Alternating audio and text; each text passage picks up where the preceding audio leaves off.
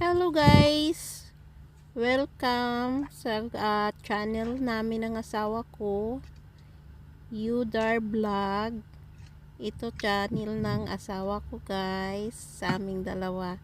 Ayan sila guys, oh. Nandyan yung asawa ko.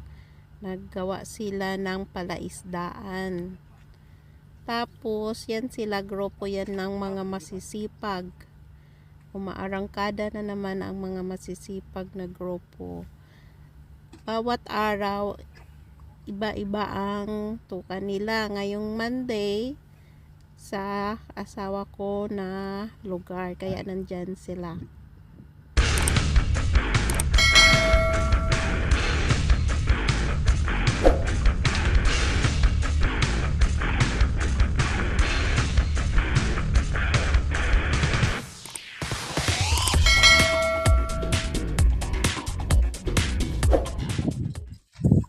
Yan guys, gumagawa sila ng palaisdaan, tilapyahan.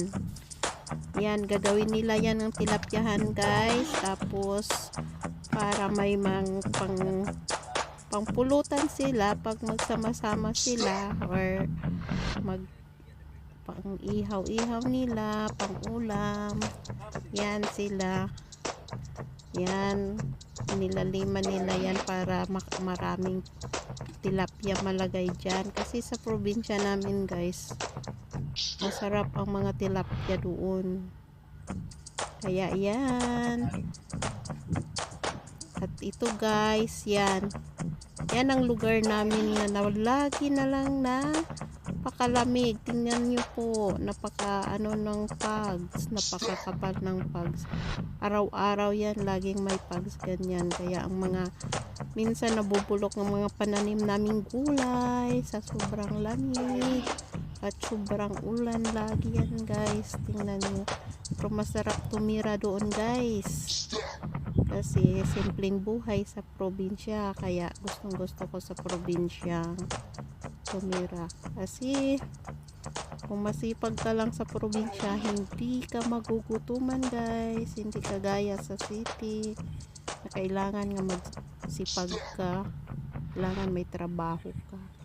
At tingnan nyo guys, oh, medyo tanghali na, kaya yan, oh, konti na lang ang pugs. Yan ang gilid ng bahay namin. Ito yung, ayan yan dyan, ang tilapyahan na yan.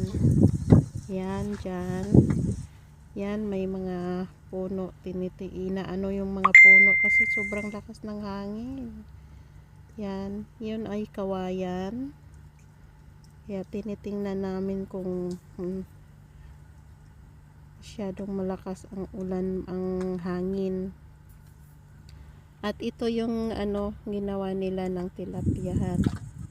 Yan, dito yung may kahoy na yan. Yan ay tilapyahan yan. Hindi man ganun kalakihan. Ngayon, nilagyan na yan nila ng mga tilapia guys. Marami na ng tilapia dyan.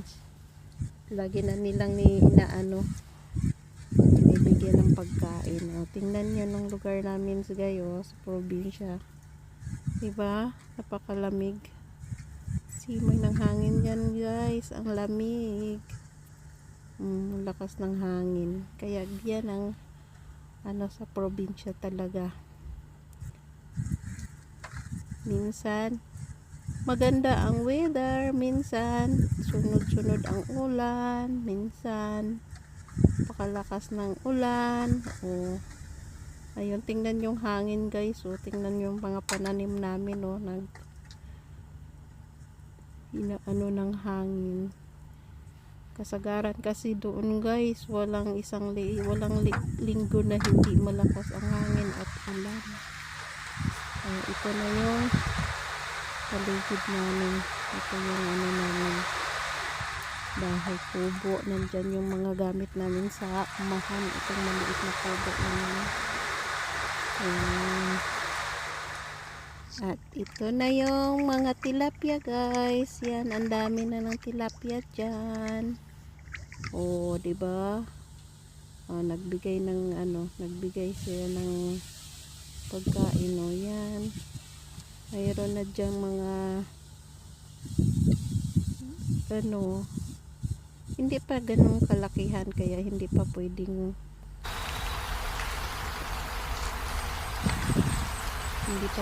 anihan. Ayan. O, diba? O, marami na lang mga tilapia dyan. Ay, 300 plus na yung ano nila nilagay dyan. Tapos dadami pa yan sila pag katagalan, kaya kailangan din minsan laging babantayan kasi biglang lakas ang ulan, paapaw yung tubig kung malalabas yung mga tilapia.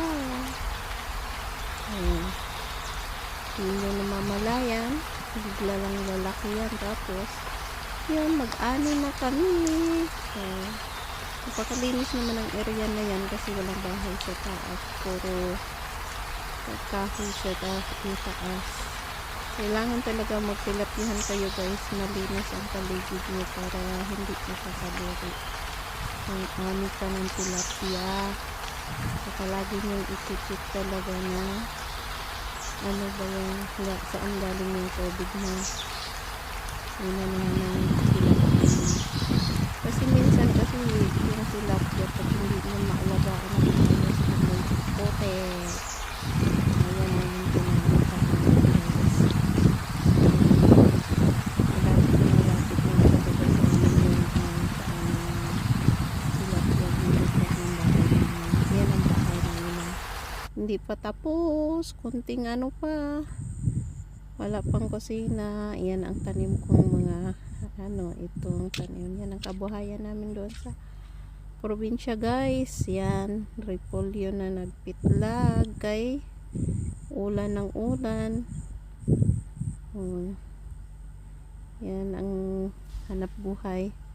Saka yun, mga sibuyas.